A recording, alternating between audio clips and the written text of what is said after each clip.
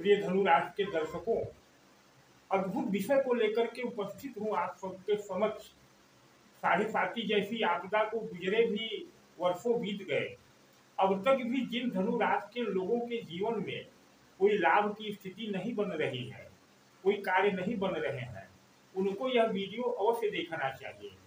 और ग्रह गोचरों की बात छोड़ करके एक बार आप मेरे बताए हुए मानकों के अनुसार अपने घर के चारों कोनों को चेक करें। समस्या का कारण वहां भी है और कह लीजिए कि वही है। अब तो देखिए, आपकी राशि में एकादश भाव जो आपके लाभ और इच्छा पूर्ति का भाव है, समस्या भी तो लाभ ही है, समस्या भी तो इच्छा पूर्ति ही है। इस एकादश भाव में पड़ती है तुला राशि, जो काल पुरुष की कुंडली में वायु तत्वीय राशि मानी जाती है। 3 वर्ग में राशियों को बांटा गया है, 4 वर्ग में राशियों को बांटा गया है जो 4 तत्वों का प्रतिनिधित्व करती है। अग्नि, पृथ्वी, वायु, जल, 3 राशियां आती है क्रम से। मेष राशि अग्नि, वृष राशि भूमि तत्व पृथ्वी, मिथुन राशि वायु तत्व और कर्क राशि जल तत्व। इसी क्रम में तुला राशि वायु तत्व में आती है। तो वायु तत्व अगर आपका दूषित हुआ तो कोई भी ग्रह गोचर हो जाए, निवेदन है कि वीडियो को थोड़ा धैर्य से और पूरा देखने का प्रयास करें, क्योंकि अद्भुत विषय है यह चर्चा आपको कहीं नहीं मिलेगी। तो एकादश भाव जो आपकी इच्छाओं की पूर्ति कराता है, शुक्र की तुला राशि जो वायु तत्वीय राशि है और शुक्र स्वयं जल तत्व है। यह राशि यानी कि वायु अगर आपके जीवन में वायु तत्व प्रदूषित है, कमजोर है, तो आपकी इच्छा पूर्ति में बाधाएं आती रहेंगी, आपके इनकम में बाधाएं आती रहेंगी। अब देखें अपने मकान को। मकान में आप भले ही किराए के रहते हो, 1 कमरे में, 2 कमरे में, 10 कमरे में, जो उत्तर और पश्चिम का कार्नर है वह वायु तत्व है, वायव्य कोण कहा जाता है। यह कोण यानी उत्तर और पश्चिम का कार्नर देवताओं का कार्नर है, देवताओं का आशीर्वाद यहाँ से मिलता है, दैवी शक्तियां मिलती है। यह वायु तत्व है और यह वायु तत्व आपके इनकम का कारक है, एकादश भाव का कारक है। तो अगर उत्तर पश्चिम का कार्नर आपके मकान में, चाहे वो 1 कमरे का ही हो, अगर दूषित है, वहां से वायु के आने का साधन नहीं है, तो आपके ग्रह गोचर कुछ भी होते रहे, आपके जीवन में एक अच्छी इनकम प्राप्त नहीं होगी। काम चलाऊ तो सभी जी लेते हैं एक बार। तो आप इस चीज को चेक करें अपने घर के उत्तर पश्चिम कार्नर को। अब बात करते हैं कि आपके जीवन में हानि रुक ही नहीं रही है, हानि रुक ही नहीं रही है, क्योंकि लाभ के बाद हानि आती है। अब हानि में देखें कि आपके बर्थचार्ट में धनु राशि में 12वां भाव वृश्चिक राशि जो जल तत्वीय राशि है, जल तत्वीय राशि है। जल तत्व का स्थान आपके मकान में उत्तर और पूर्व का होता है, जिसे ईशान कोण कहते हैं। यह ईशान कोण भगवान का स्थान, शिव का स्थान, पूजा का स्थान, पवित्र स्थान होता है और यह जल का स्थान होता है। अब देखें अपने मकान में कि कहीं आपका उत्तर और पूर्व का कार्नर किसी तरह से दूषित तो नहीं है। मैं उपाय बाद में बताऊंगा कि क्या करना है। किसी तरह से दूषित हो, जैसे इस स्थान पर चूल्हा चौका हो रहा हो, इस स्थान पे भोजन बन रहा हो, इस स्थान पे गंदगी हो, या इस स्थान पे आपका बेडरूम हो, या इस कार्नर पे आप अपनी पलंग, एक ही कमरे का मकान है, किराए पर रह रहे हैं, कहीं इस कार्नर में आप अपना पलंग चारपाई रख करके सोते तो नहीं। इस चीज को चेक करें।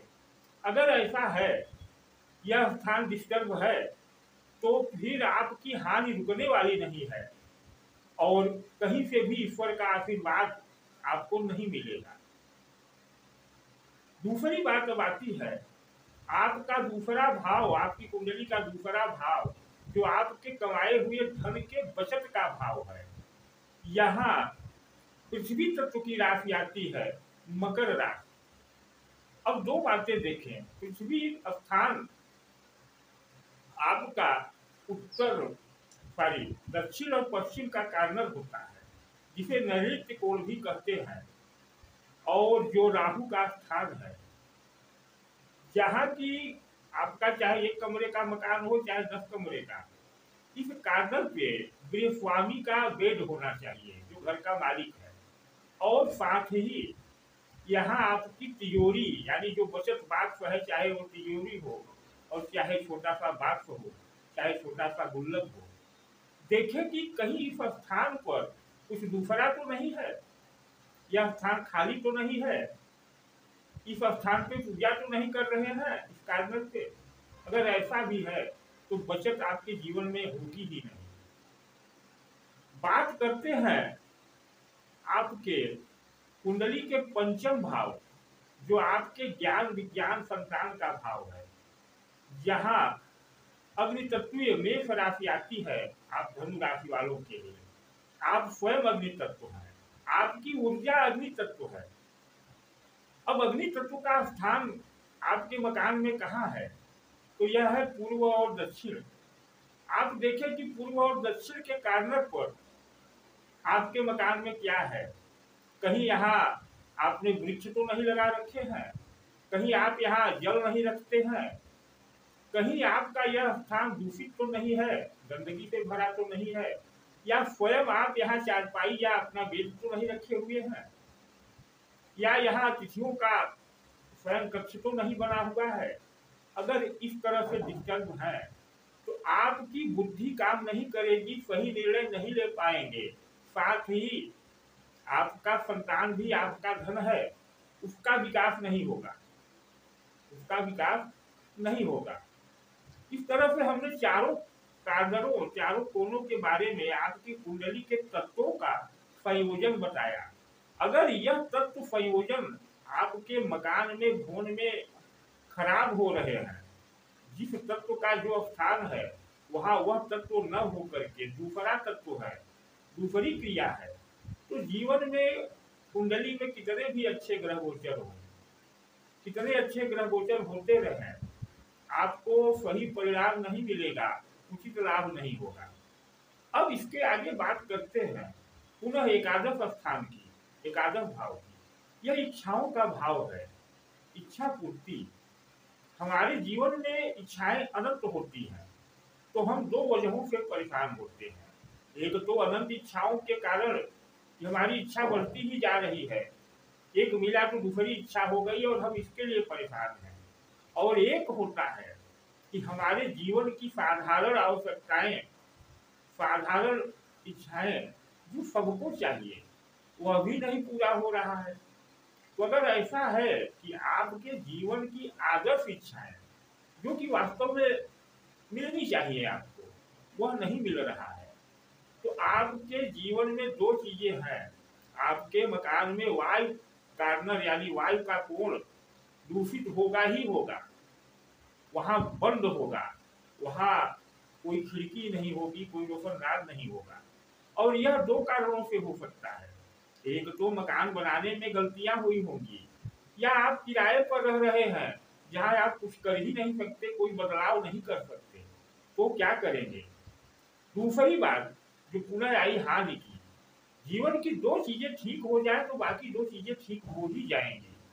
क्या एक लाभ यानी आपके को सामान्य लाभ मिलता रहे, और दूसरी आपकी अनावश्यक हानि न हो। ध्यान दें, यानी हानि न हो और कुछ न कुछ लाभ मिलता रहे, तो जीवन अपनी सामान्य आवश्यकताओं को पूरा कर लेगा और आप एक आदर्श जीवन जी लेंगे। अब हानि की बात आती है, आपकी कुंडली में हानि का तत्व है जल। देखें कि घर में कहीं जल का अपव्यय तो नहीं होता। आवश्यकता से अधिक पानी का अपव्यय होना धनु राशि वालों के लिए बहुत हानिकारक है, हानि नहीं रुकेगी। और अगर जल का कोण यानी उत्तर और पूर्व का कोण भी डिस्टर्ब है तो बात ही क्या है, क्या कर सकते हैं।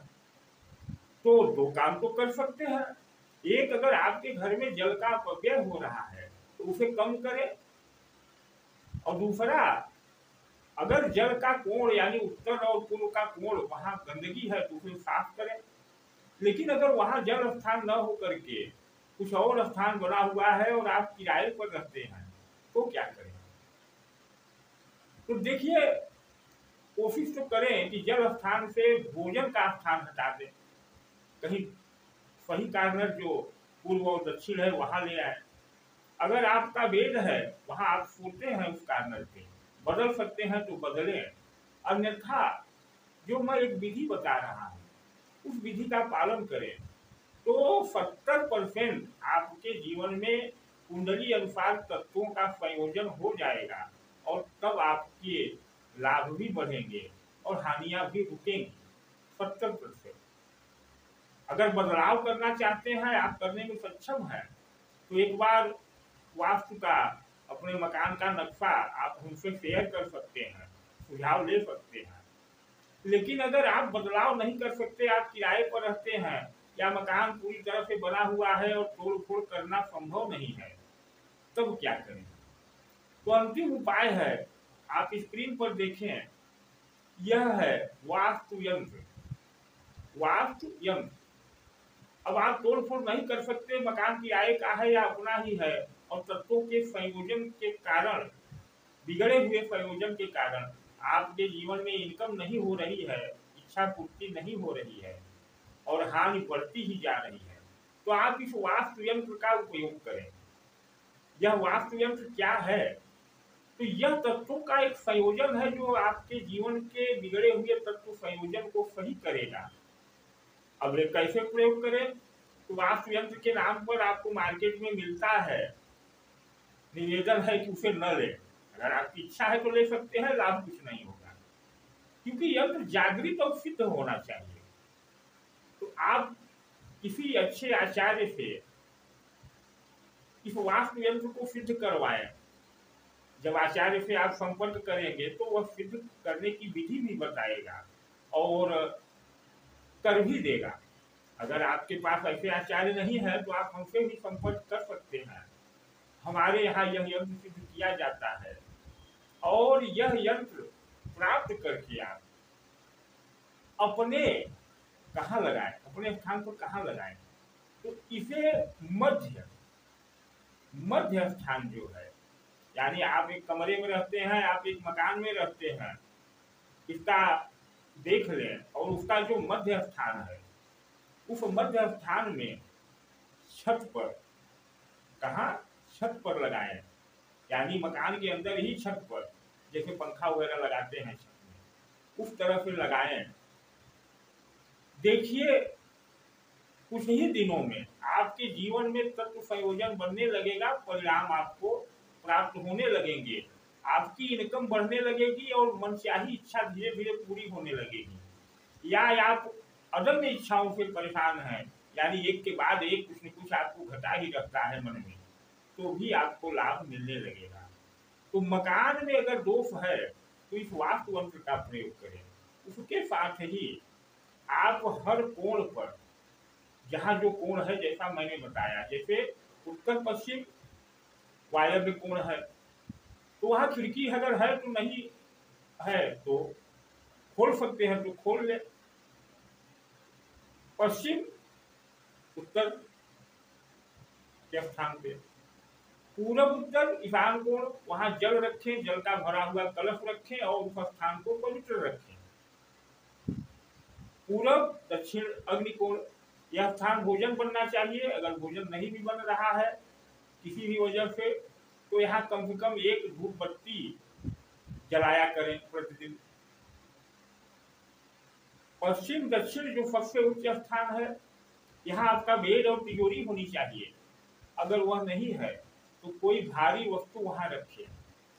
उत्तर की दीवार और उत्तर के कोने अगर वजनी हो रहे हैं, यानी वहां वजनी स्थान रखा है, तो उसे उलट करके दक्षिण तरफ रख दें। लेकिन इन परिस्थितियों को अगर आप लागू नहीं कर पाते, ऐसी परिस्थितियां हैं घर मकान में, तो फिर इस वास्तु यंत्र का प्रयोग बताए अनुसार करें। इस वास्तु यंत्र को आप खरीद करके सिद्ध करा लें, हमसे प्राप्त कर लें। हम भोजपत्र पर बनाकर देते हैं, क्योंकि भोजपत्र की ऊर्जा पवित्र होती है। सिद्ध करने कराने का खर्चा इस पर आएगा, जो लगभग 2500 रुपए के करीब होगा।